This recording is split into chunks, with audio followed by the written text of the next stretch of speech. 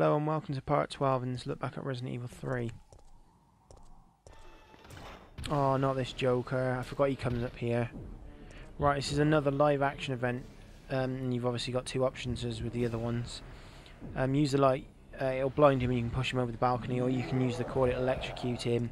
And that's the better option in my opinion, because you can get an item out of him. It depends if you've took him out before, what he's given you. If you've got unlimited ammo and you like shoot him every time you can with the rocket launcher, I think it's like a F-aid spray.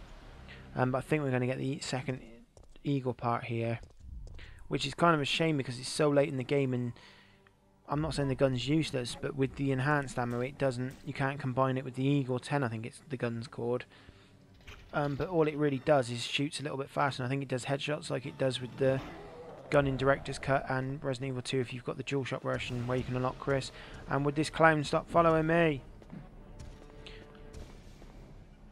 He is so annoying, because the problem with him compared to the Tyrant in Resident Evil 2 is the Tyrant in Resident Evil 2 takes a few hits to kill you, whereas he has actually got a move.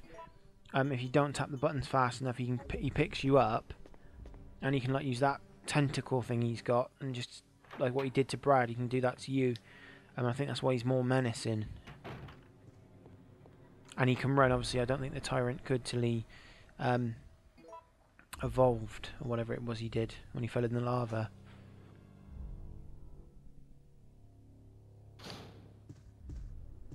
I think, yeah, no, 'cause, you can actually get the American version, because the DualShock version is the American version of 2.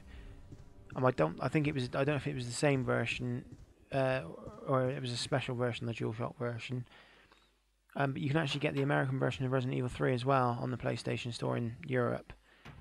I don't know if there are any changes to it, like there are, because this is the disc version, the European one.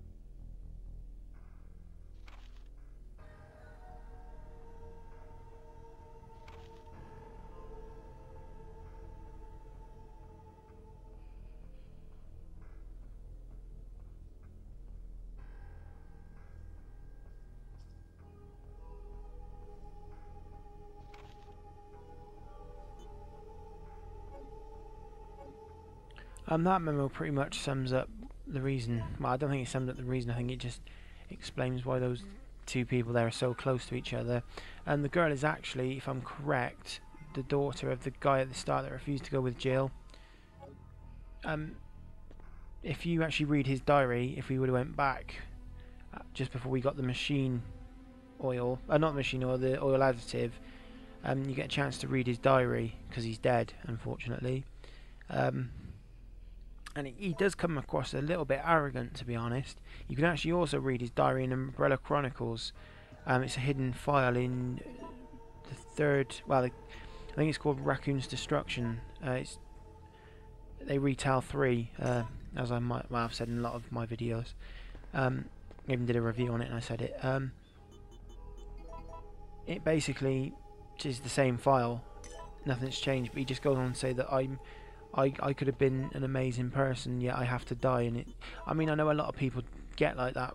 Obviously, we get like that when they die or are about to die. But he just comes across as an overall arrogant character, really. Not that I'm saying that it's a good thing he died. I'm just saying that's sort of, you get to know him a bit more just from that, really. I mean, he doesn't really add much to the story, to be honest.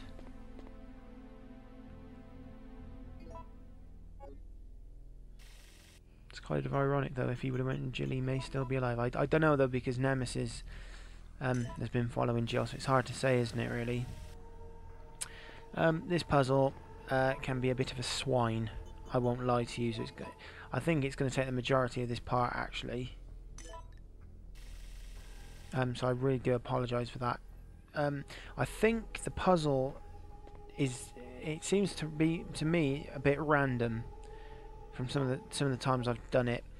What I tend to do is, there's two methods I tend to use. I look at the stones, or the balls actually, and the goddesses, because you've got the past goddess, the future goddess, and the present goddess. Now, amber, I believe, is something from the past that gets stuck in the ground. You can dig it up, if I'm correct. So I would associate that with the past goddess. The crystal ball I tend to give to the future goddess because it sees into the future, but I'm actually thinking maybe it would be better with the present goddess because it sees into the future, but I'm not sure what obsidian is, so whether or not that's, you know what I mean, it's hard to say, oh, is that from the future, because it wouldn't, we can't get things from the future unless we had a time machine, which to my knowledge is not possible. Who knows? So it's a bit hard to call that one, really.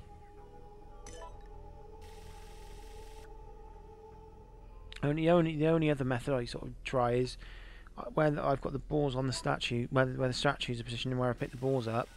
I try to put them in the order in the picture frames, and I think I have tried actually both those methods already, and it's not working. It's kind of annoying in a previous tape because with my remote control on my DVD recorder, the record button you really have to push to record.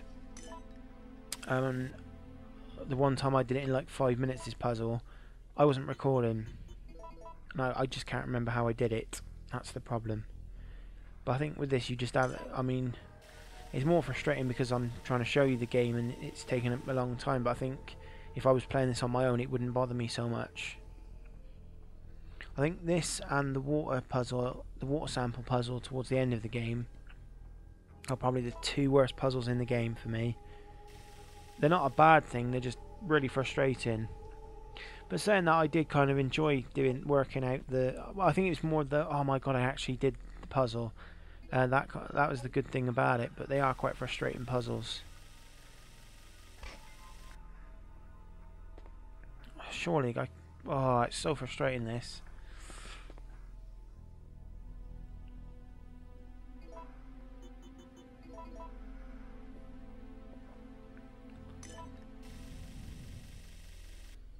At the moment I'm just trying any old tactic because I've just given up on ideas.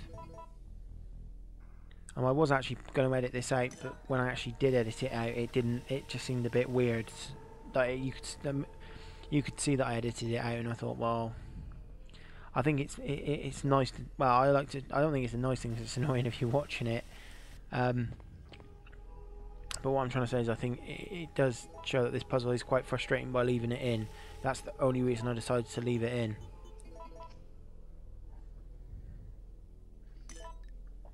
Otherwise I would have just left it out.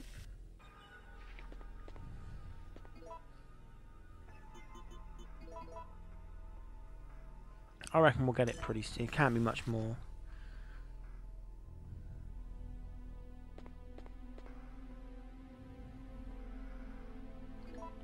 I actually do have a clever trick up my sleeve for the water puzzle anyway, so it shouldn't take me long if... Because I don't know if that's actually random. I believe it might be, so I'm just hoping I hope it's not, because my plan will backfire otherwise.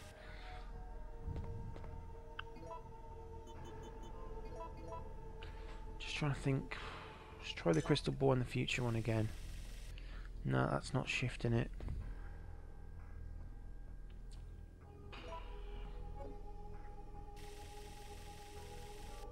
Maybe if you use the amber on the future one, it sees, you can see the past in the future. Maybe something like that. Or maybe obsidian's a material from the past. Oh, it's just so annoying. Well, actually, maybe put the amber ball because it sees whatever it is. It's done it. Brilliant. What I was thinking is that the amber ball, you can see what's come from the past in the present. So maybe that's, I don't know, but that's what my thinking is. That's pretty much it. Going to be it for this part, I believe. I really appreciate you having to put up with that puzzle. So I'd just like to thank you for that. I think there's some mine throw rounds here. Oh yeah. You can't move that bell till you get Carlos, because Carlos is much stronger than Jill. So the game thinks. So I'd just like to thank you for this part, and hopefully you'll join me for part 13.